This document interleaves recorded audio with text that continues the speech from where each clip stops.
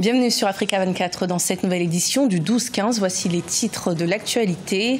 L'opposition béninoise se rassemble à l'appel de l'ancien président Nicéphore Soglo. Plusieurs membres et partisans se sont rassemblés au siège de Vidolet, malgré la présence de nombreux policiers. L'initiative vise à contester la mesure prise par le gouvernement. Dans l'actualité également, le Rwanda annonce des réformes importantes dans le secteur de la construction et plus particulièrement de l'octroi du permis de construire. Désormais, il faudra attendre 57 jours pour obtenir ce permis au lieu de 113 jours auparavant. Et puis 20 000 nouvelles adhésions, c'est l'objectif du RHDP en vue de la prochaine rentrée solennelle du parti. Ainsi, ces cadres rencontrent les membres de la diaspora afin de les inciter à rejoindre le mouvement. Pour en discuter, nous recevons sur ce plateau M. Youssouf Soumaoro, qui est le président d'honneur de Horizon RHDP, notre héritage. Au Bénin, la tension politique est palpable à l'approche des élections législatives dans lesquelles seuls 2 partis liés au pouvoir ont été autorisés à se présenter. Ce mardi, l'opposition s'est retrouvée devant le siège du Parti de la Renaissance du Bénin, que l'opposition a rebaptisé siège de la résistance. Objectif, protester contre cette exclusion du scrutin du 28 avril, une mobilisation à l'appel de Nicéphore Soglo, l'ancien président qui s'est exprimé au micro d'Africa 24. Je vous propose de l'écouter.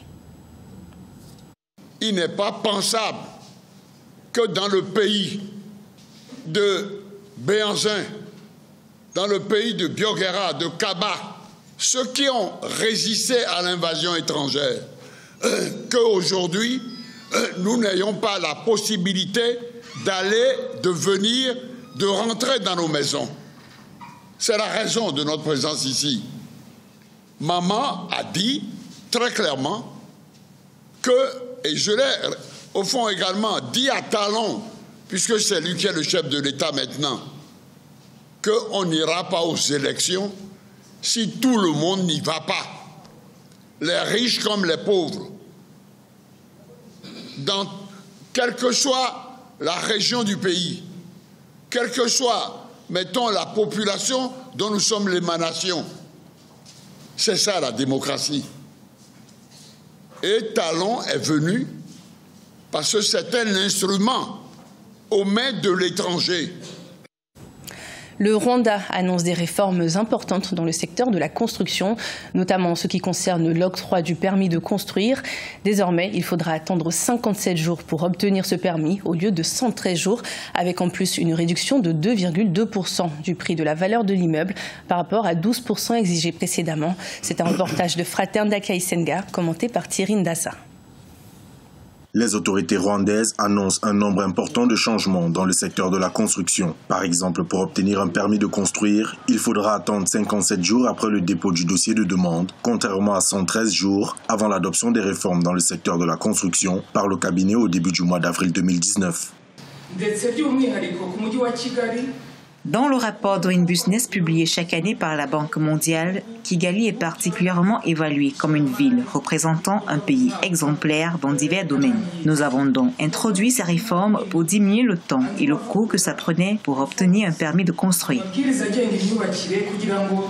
En ce qui concerne le prix, le constructeur devra payer 2,2% de la valeur de l'immeuble par rapport à 12% qui était exigé par les grands investisseurs. Pour des petits projets, plusieurs exigences et procédures ont été réduites, voire supprimées. Ceci pour améliorer le climat des affaires et attirer plus d'investissements. En tant que technicien, je suggère qu'on fasse des réformes, pas pour le rapport de la Banque mondiale, mais plutôt pour améliorer la qualité des services. C'est vrai qu'à la mairie de Kigali, les services marchent un peu, mais allez dans les districts, vous serez étonné de voir comment les services sont trop lents à cause du manque de techniciens qualifiés pour étudier votre demande et autoriser le début des travaux à temps. Le dernier rapport Doing Business de la Banque mondiale a classé le Rwanda au 2e rang des pays où il est plus facile de faire des affaires en Afrique et à la 29e place au monde. Cependant, en ce qui concerne les permis de construire, le même rapport classe le Rwanda à la 106e place au monde.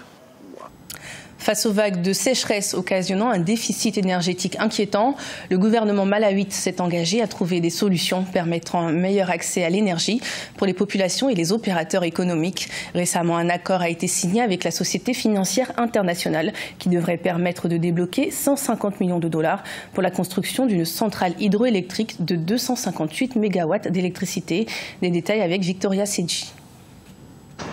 Le gouvernement malawite veut réduire le déficit énergétique du pays. Le Malawi fait face à des vagues de sécheresse et doit importer jusqu'à 200 MW d'électricité. Pour y remédier, un accord a été signé avec la Société financière internationale afin de construire une centrale hydroélectrique via un fonds doté d'un capital de 150 millions de dollars. Le Malawi dépend de l'aide extérieure à plus de 70%.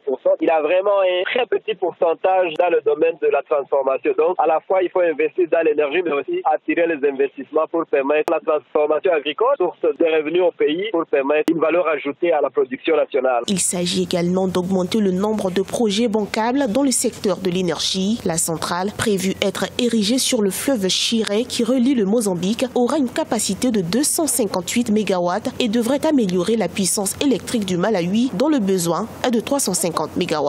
À noter que le pays dépend à plus de 90% de l'hydroélectricité.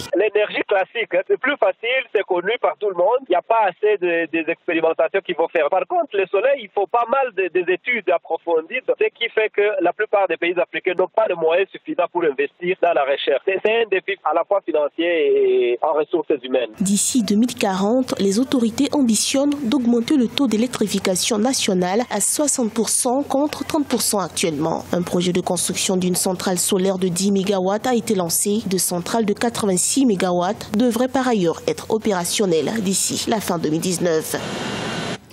Sénégal, Burkina Faso et bientôt la France, le RHDP en Côte d'Ivoire mobilise ses troupes afin de réunir de nouvelles adhésions. 20 000 nouveaux adhérents, c'est l'objectif que s'est fixé le parti en vue de sa prochaine rentrée solennelle et surtout de l'élection présidentielle de 2020. Afin d'en discuter, nous recevons sur ce plateau M. Youssouf Soumaoro, qui est le président d'honneur du mouvement Horizon RHDP, Notre Héritage, et en charge de l'installation de la délégation France de cette organisation. Bonjour et merci d'avoir accepté notre invitation. Merci, bonjour madame. Alors le RHDP est toujours à la recherche d'adhérents et se retourne vers l'international. Est-ce qu'il n'a pas réussi à réunir ces 20 000 adhérents dans le pays?